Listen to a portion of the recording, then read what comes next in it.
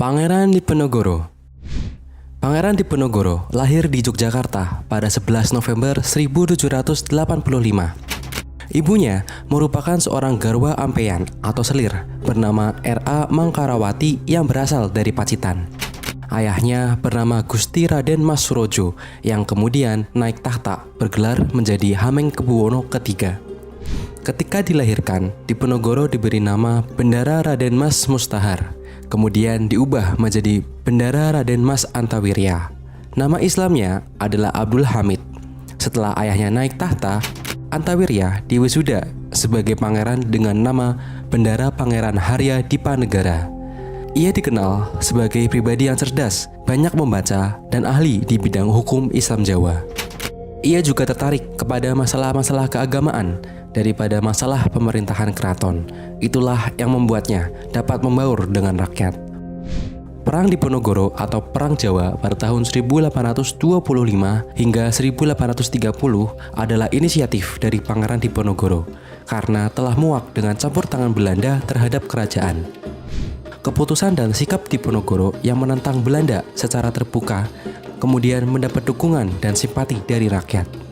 Atas saran dari sang paman GPH Mangkubumi, Diponegoro menyingkir dari Tegarejo dan membuat markas di Gua Selarong. Pada puncak peperangan tahun 1827, Belanda mengerahkan lebih dari 23.000 orang serdadu. Hal yang belum pernah terjadi di suatu wilayah yang tidak terlalu luas seperti Jawa Tengah dan sebagian Jawa Timur, tetapi dijaga oleh puluhan ribu serdadu. Berdasarkan sudut kemiliteran, ini adalah perang pertama yang melibatkan semua metode perang modern, baik metode open warfare atau perang terbuka maupun metode guerrilla warfare atau perang gerilya yang dilaksanakan melalui taktik hit and run atau tabrak lari dan pengadangan.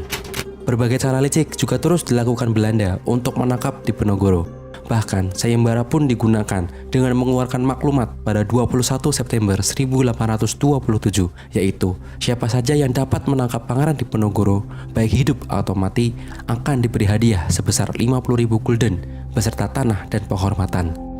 Perubahan strategi Belanda terjadi ketika Gubernur Jenderal de Kock diangkat menjadi Panglima seluruh Hindia Belanda pada tahun 1827 untuk membatasi ruang gerak dan strategi gerilya dari Diponegoro.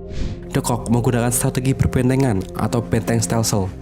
Perlawanan Diponegoro semakin melemah sejak akhir tahun 1828, yaitu ketika Kiai Maja, pemimpin spiritual pemberontakan, ditangkap pada 12 Oktober 1828, disusul Sentot Prawirdijo dan pasukannya pada 16 Oktober 1828. Keadaan itu semakin diperparah karena pasukan Diponegoro kesulitan biaya serta istrinya R.A. Ratnaningsih dan putranya tertangkap pada 14 Oktober 1829. Kegigihan Diponegoro membuat Belanda semakin ingin menangkapnya. Akhirnya de Kock memerintahkan ajudannya untuk membuat rencana rahasia agar bisa menangkap Diponegoro.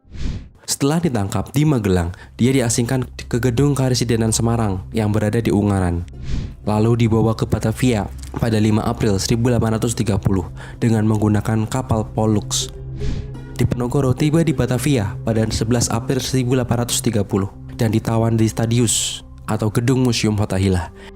Dia kemudian diasingkan ke Manado pada 30 April 1830 bersama istri keenamnya, Tumenggung Dipasena, dan para pengikut lainnya, Benteng Woreng dan Nyai Saturuno.